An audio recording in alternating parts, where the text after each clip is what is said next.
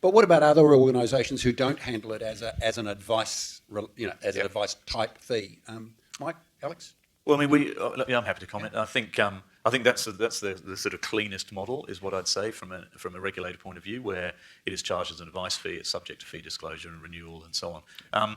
The vast majority in SMAs don't facilitate a payment to an entity of an advice firm. However, there are a couple of distinct cases, and I think everyone knows who they are.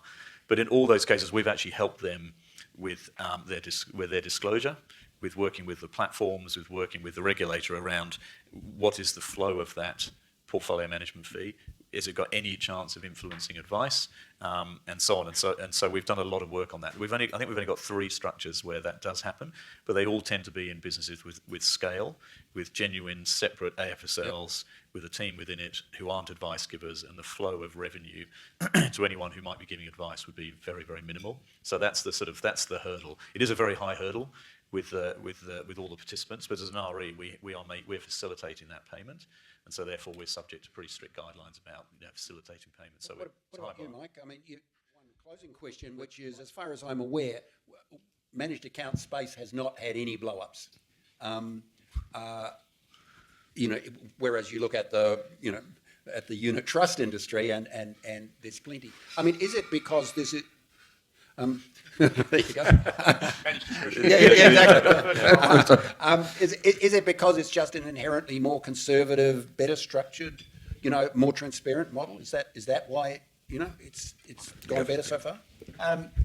I think from speaking personally, there's a couple of features of a managed discretionary offer that I think really have resulted in not a significant blow-up. I'm like you, Toby. I'm not familiar with any significant blow-ups.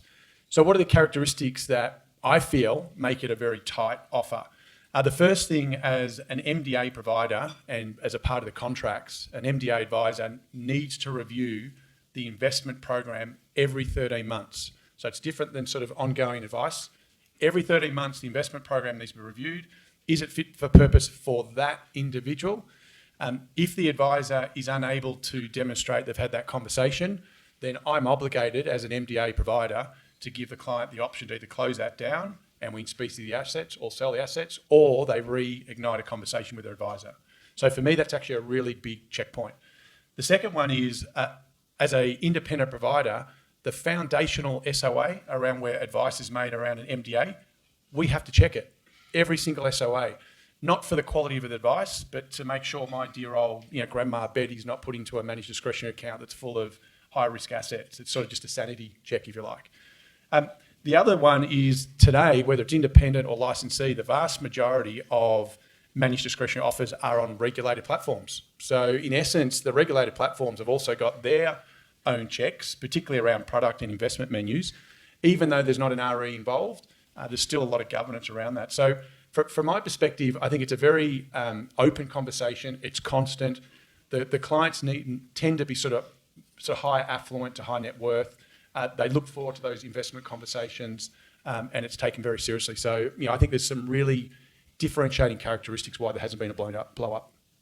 Any observations? Okay, Toby, from our side, I think that there hasn't been any blow-ups, but the ASIC has got EUs out to a couple of firms more through the advice process and how they've done that within managed discretionary accounts.